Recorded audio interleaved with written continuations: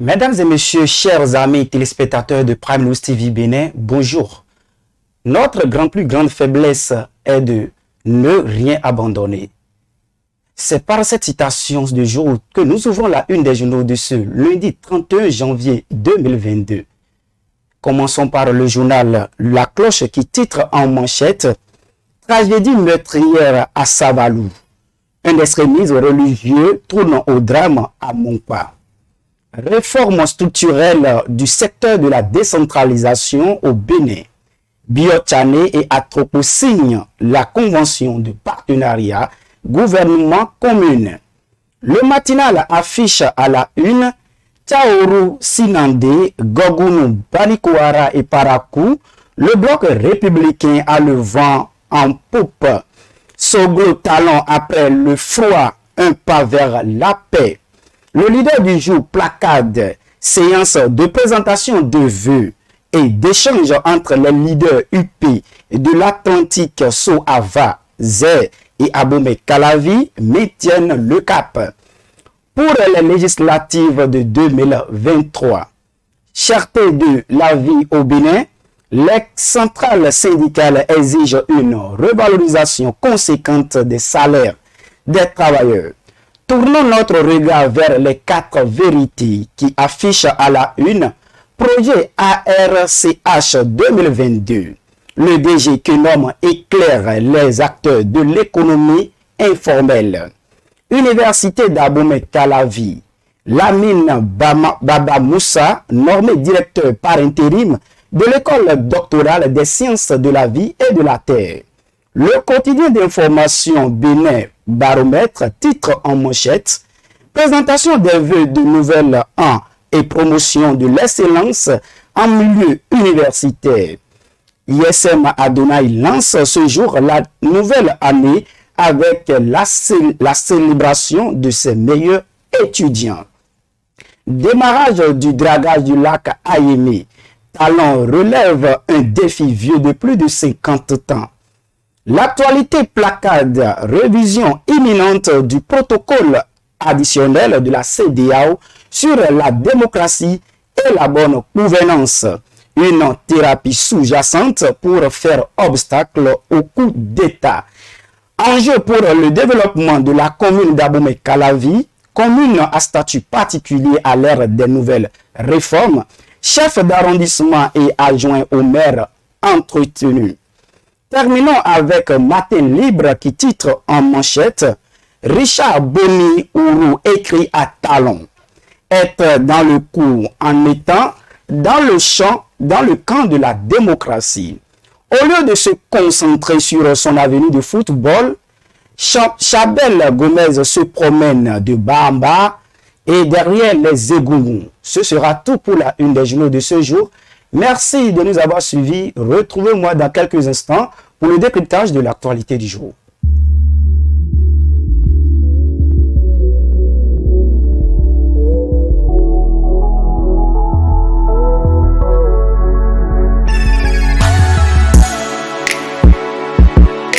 Charme, séduction, magnificence, splendeur, esthétique cosmétique, maquillage, soins, tous les mots nécessaires à votre beauté ont leur sens à la boutique Liss Fashion Cosmetic and Beauty. Bonjour chers clients, bienvenue à Liss Fashion Cosmetic and Beauty. Nous sommes spécialisés dans la commercialisation des produits cosmétiques venus directement des États-Unis. Nous avons les gels de douche, les produits pour le corps, les produits pour la pousse des cheveux, les parfums de très bonne senteur et des gommages pour hommes et femmes. Liss Fashion Cosmetic and Beauty, c'est une équipe dynamique, accueillante et serviable. Et c'est une gamme variée de produits de beauté pour femmes et hommes.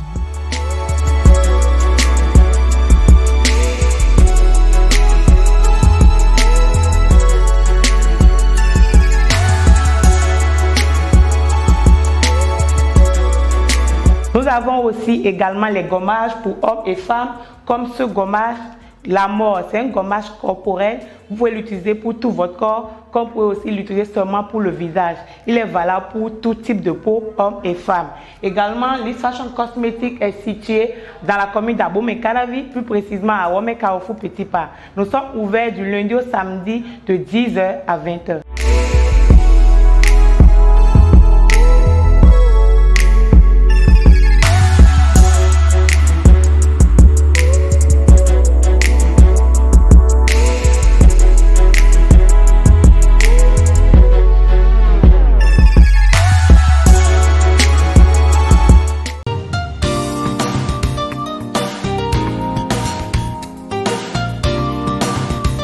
Bonjour chers téléspectateurs de Prime News TV Bénin, c'est le moment du décryptage de l'actualité. Et comme sujet, il n'en manque jamais, nous avons pour vous deux sujets pertinents sur lesquels nous allons nous entretenir ce matin. Il s'agit de la stratégie meurtrière à Savalou, un extrémisme religieux tourne au drame à Monkpa, et le démarrage du dragage du lac Ayemé. Je ne suis pas le seul sur le plateau. J'ai le plaisir de recevoir Cassius Samba, journaliste à Prime News TV Bénin. Cassius Samba, bonjour. Oui, bienvenue à Kizano, bonjour. Merci d'avoir accepté notre invitation. Je vous en prie. D'accord, sans plus tarder, nous allons vous poser la question de savoir pourquoi, quelle est la base, qu'est-ce qui est à la base du moins de ce phénomène, de cette drame qui s'est passé le samedi dernier à Savalou. Pourquoi cette drame? Qu'est-ce qui est à la base de ça? Eh bien, mesdames, messieurs, chers amis, téléspectateurs de Prime News TV Bénin, une fois encore bonjour. C'est déplorable que dans un pays laïque, dans un pays où des efforts, où des milliers d'efforts ont été fournis pendant de longues années pour contribuer à une cohésion permanente entre religion et population, on en arrive à une étape où c'est la violence, on en arrive à une étape où c'est des morts qu'on compte suite à un affrontement entre les membres d'une église et une partie de la population de Monkpa à Savalou. Il faut noter simplement que les journaux ont reporté qu'il s'agit bien sûr d'une annonce de fin du monde, une annonce de fin du monde qui serait à la base de cet affrontement. Il a été question également que les membres de cette église se sont permis de déposséder les populations environnantes de leurs biens sous prétexte toujours de cette fin de monde qui s'annonce et qui est imminente. C'est déplorable, malheureusement, la police qui a déperché ces éléments sur les lieux pour amener les uns et les autres à se calmer, en est également été victime. Bel et bien victime. On a même appris que deux policiers ont perdu la vie suite à cet affrontement. Cassius Samba, nous avons une nouvelle question pour vous. Il s'agit, selon vous, quelles sont les mesures désormais à prendre pour éviter un tel drame par la police républicaine et la population? Évidemment, face à cette drame, on se demande s'il s'agit d'une église de Dieu ou s'il s'agit d'une église de diable. Parce qu'en réalité, quelle église voudrait soulever ses membres contre une partie de la population si l'église est là pour contribuer à la paix, pour contribuer à la cohésion sociale? Pourquoi est-ce que c'est encore cette même église qui est à la base de la discorde des populations ou de la discorde entre ses membres et une partie de la population? C'est déplorable, mais il faut noter que il y a aussi du côté de la police des insuffisances à souligner. Il faut qu'on profite de l'occasion pour le dire, et il faut avoir le courage de le dire. Il y a des insuffisances à souligner. Combien de policiers ont été envoyés? 2 policiers ont été envoyés pour calmer toute une population en ébullition, en affrontement. Cet effectif de policiers pour aller mettre de l'ordre, à mon avis, est insuffisant. Ces 2 policiers ont été équipés de quoi et quoi? De quoi et quoi ils ont été équipés comme armement, comme équipement pouvant leur permettre de mettre fin à ce désordre, d'instaurer l'ordre et de ramener le calme lors de cet affrontement. Donc toutes ces questions nous amènent à constater ou à souligner que notre police républicaine doit faire l'effort ou encore, je dirais, l'État doit faire l'effort d'équiper notre police républicaine de plus de moyens et en de pareilles circonstances, que les éléments ne soient pas deux, c'est notre souhait, qu'il y ait beaucoup d'éléments, qu'il y ait tout un convoi de policiers qui aillent le plus rapidement possible au secours des populations qui sont en difficulté. Sinon que, pour moi, s'il y a quelque chose à faire pour que cela ne se répète plus jamais, c'est de commencer par sanctionner de façon dure les membres de cette église-là. Il faut qu'ils sachent que là où ils ont mis du désordre, il y a quand même une sanction qui leur a été infligée, et les jours à venir ou les années à venir, quand ils vont se rappeler de cette sanction, qu'ils n'aient plus le courage de répéter de pareilles choses, et que les autres églises ou les autres chrétiens qui sont dans d'autres églises environnantes et qui auraient vu la façon dont cette église a été sanctionnée, prennent aussi peur en eux et sachent que ces genres de comportements sont à éviter, sont à ne pas répéter. Et je crois que au-delà de ce que nous sommes en train de souhaiter, le dernier mot revient aux dirigeants, aux décideurs. Le dernier mot revient à l'État, revient au ministre de l'Intérieur. Ça revient également à la police républicaine. Je voudrais croire que d'ici peu, suite peut-être à cette prise de décision dont on ne connaît pas encore la nature, les choses vont rentrer dans l'ordre. Une chose est sûre, ceux-là qui ont perdu la vie l'ont perdu pour toujours. On ne peut plus en aucun cas leur retourner leur vie. Nous allons souhaiter quand même que dans l'ensemble et de façon définitive, que cela ne se répète plus jamais. Que cela ne se répète plus jamais. Après tout, le dernier mot revient à l'État, au gouvernement de prendre sa décision face à cet événement. Merci Cassius Samba de nous apporter ces lumières sur ces sujets. Quant au deuxième sujet, il s'agit du dragage de lac du moins à Ayemé qui a été annoncé. Selon vous, Cassius Sambas, pourquoi ce dragage du lac du moins à Ayemé en ce moment? Eh bien, bienvenue à Kizanon, chers amis téléspectateurs de Prime News TV Bénin. Il faut noter que ce dragage de lac Ayemé est le bienvenu. Quoi qu'on dise, que ce soit arrivé maintenant ou que ce soit arrivé demain ou que ce soit arrivé plus tard, c'est un acte qui est forcément souhaité par les populations Hola, Huida, Guin, les populations Wachi de la zone lacustre, d'accord? Et donc, ces populations aujourd'hui sont nourries de joie simplement parce que ce joyau vient pour leur apporter de renaissance ou apporter de renaissance à une activité auquel il ne peut pas s'en passer. Alors, lorsqu'on me demande pourquoi est-ce que c'est en ce moment on a choisi de faire le dragage, je dirais que tout acte de développement n'a pas un moment idéal. Tout acte de développement commence par être souhaité à partir du moment où le besoin se fait sentir.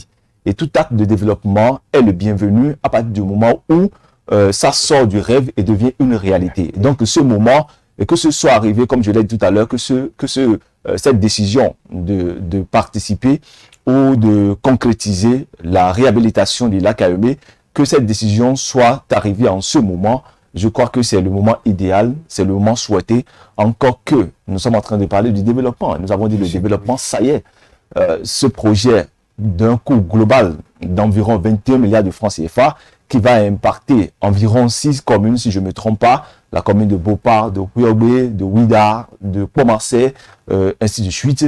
Je crois que ça va être bien pour la pêche de cette zone. Et cette fois-ci encore, cette décision est la bienvenue, simplement parce que, souvenez-vous que tout récemment, les pêcheurs de Rolakodi ont été délogés pour raison d'expropriation de leur lieu d'habitation pour utilité publique. Et ces pêcheurs, aujourd'hui, doivent être contents de savoir que, en perdant leur situation de perche dans les environs de Rolakodi et autres, Aujourd'hui, s'ils retournent au village, dans leur commune d'origine, ils ont la possibilité de renouer avec leur activité de la pêche. La pêche a besoin forcément que le lac Aimé soit dragué pour prospérer. D'accord? Les pêcheurs qui ont vu pendant longtemps leur situation de pêche anéantie, j'allais dire, non fluide, à travers le fait que le lac a besoin d'être dragué. Mais cela n'a pas été fait. Ces pêcheurs aujourd'hui peuvent être gonflés, peuvent être remplis de joie, simplement parce que la pêche va être encore une réalité pour eux. La pêche va nourrir encore leur famille. La pêche va leur permettre encore de construire de nouvelles maisons. La pêche va leur permettre de participer à leur propre développement, à leur épanouissement. Et donc, la ressource halieutique qui commence à être rare chez nous au Bénin, les Béninois se nourrissent d'environ des milliers de tonnes de poissons par an en termes de consommation. Et bien, ces poissons sont généralement fournis par l'importation. D'accord? L'importation de poissons congelés. Aujourd'hui, si le lac Aimé est dragué et que toutes ces populations qui ont pour activité principale la pêche ont la possibilité de reprendre de plus belle leur activité de pêche, c'est qu'il y aura une productivité remarquable en termes de ressources halieutiques. On aura plus de poissons frais à consommer, on aura plus de poissons à vendre, pourquoi pas de poissons à exporter. L'autre conséquence qu'on ne perçoit pas tout de suite, c'est que cette zone, qui est une zone touristique, va attirer encore beaucoup plus de touristes. Parce que parmi les touristes, il n'y a pas que des visiteurs. Il y a des touristes qui prennent l'activité de pêche comme une activité de distraction, une activité touristique également. Et donc ceux-là qui bientôt vont vouloir se rendre au Bénin pour raison de visite touristique et qui dans leur quotidien ou qui dans leur passion aiment la pêche comme une activité de distraction ne vont pas hésiter. Donc ce pan aussi, il faudrait le souligner, ça va attirer beaucoup plus de touristes, ça va attirer beaucoup plus de visiteurs, même à l'interne. Il y a des populations du Bénin qui n'ont pas la chance d'avoir accès facile au lac ou à des zones lacustres pour pouvoir leur permettre de mener des activités de pêche, et pourtant ils sont passionnés également de l'activité de pêche. Donc aujourd'hui, si le lac Aimé est dragué sur un hectare, sur un espace, j'allais dire, de 208 hectares environ, avec une profondeur de 6 mètres, c'est important. C'est important. C'est plus facile pour les pêcheurs de lancer leur filet et d'être sûrs de capturer des poissons. C'est aussi bien pour la production, la production des poissons en leur sein. Cela simplement parce que ils ont beaucoup plus de l'eau en profondeur qui leur permet de pondre les œufs, de laisser les œufs et d'avoir le temps de les éclore et de permettre à ce que nous ayons beaucoup plus de poissons. Donc, je crois que c'est une bonne nouvelle. Je crois que ce projet est un projet qui, en lui-même, fait rêver, et le montant de ce projet également fait rêver. Simplement, je voudrais dire, autant le montant, le coût ou le montant global de ce projet, 21 milliards environ de francs CFA, fait rêver, autant le projet en lui-même fait rêver à cause de l'impact qu'il apporte sur ces communes dont je viens de parler et l'ensemble des populations et leurs activités. Merci Kasui Samba, merci de nous avoir élucidé sur ces points d'ombre. Ce sera tout pour le décryptage du jour, chers téléspectateurs. Merci de nous avoir suivis et à très bientôt.